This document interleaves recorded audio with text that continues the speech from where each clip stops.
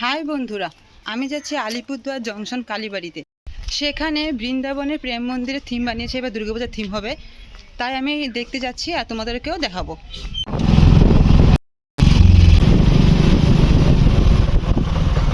Junction rail স্টেশনটা পার হয়ে আমরা এগিয়ে গেলাম যেখানে ওই মন্দিরের থিমটা বানাচ্ছে। ওই যে দেখাই যাচ্ছে, আমি তো পুরো এক্সাইটেড দেখবো, মানে কত সুন্দর করে ওরা বানিয়েছে। এখানে যে প্রেম মন্দিরের থিম বানাচ্ছে আমি এটা ইনস্টাগ্রামে দেখি, আর দেখে আমি দেরি না করে তারপরের দিনই চলে যাই। গিয়ে দেখি পুরোপুরি কমপ্লিট হয়নি। পুজোর সময় তো আর সময় হয় না, আলিপুরদুয়ার তারপরে আমাদের এখানে ডাঙ্গি শামুকতলা এগুলো ঘুরতে ঘুরতেই চলে যায়, তাই ভাবলাম যে আজকে ফ্রি আছি, আজকে দেখে আসি। এত সুন্দর বানিয়েছে, এত সুন্দর হাতের কারুকার্য। পুজোর মধ্যে যদি আমি সময় পাই আমি আবার একদিন গিয়ে সেখানে ভিডিও করে তোমাদেরকে সম্পূর্ণটা দেখাবো, আর আমি নিজেও দেখব। এক একটা ডিজাইন এত সুন্দর করে এত নিখুঁত করে বানিয়েছে ওরা, মানে দেখে তাক লাগার মতো।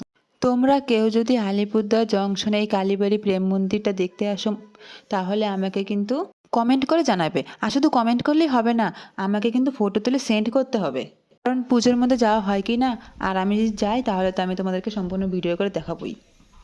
এই বৃন্দাবনের থিমটা তোমরা কে কে দেখতে যাবে আমাকে কিন্তু কমেন্ট করে জানাবে।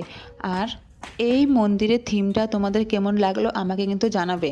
আর তারপর বলো, তোমাদের কি পুজোর শপিং শুরু হলো নাকি আমার মতো এখনও কোনো শপিংই শুরু হয় নাই।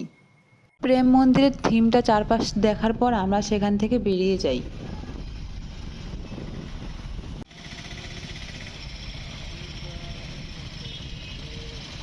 স্টেশনের পাশেও একটি থিম বানাচ্ছে, তাই ভাবলাম সেখানেও দেখে আসি আর তোমাদের সঙ্গে শেয়ার করি। সেখানেও গিয়ে দেখি কাজ চলছে, হাতে বেশি সময় ছিল না, তাই আমরা সেখান থেকে তাড়াতাড়ি বেরিয়ে যাই। ভাবলাম বাড়ি যাওয়ার পথে কিছু খেয়ে নেই, তাই মোমো আর চাউমিন অর্ডার করলাম।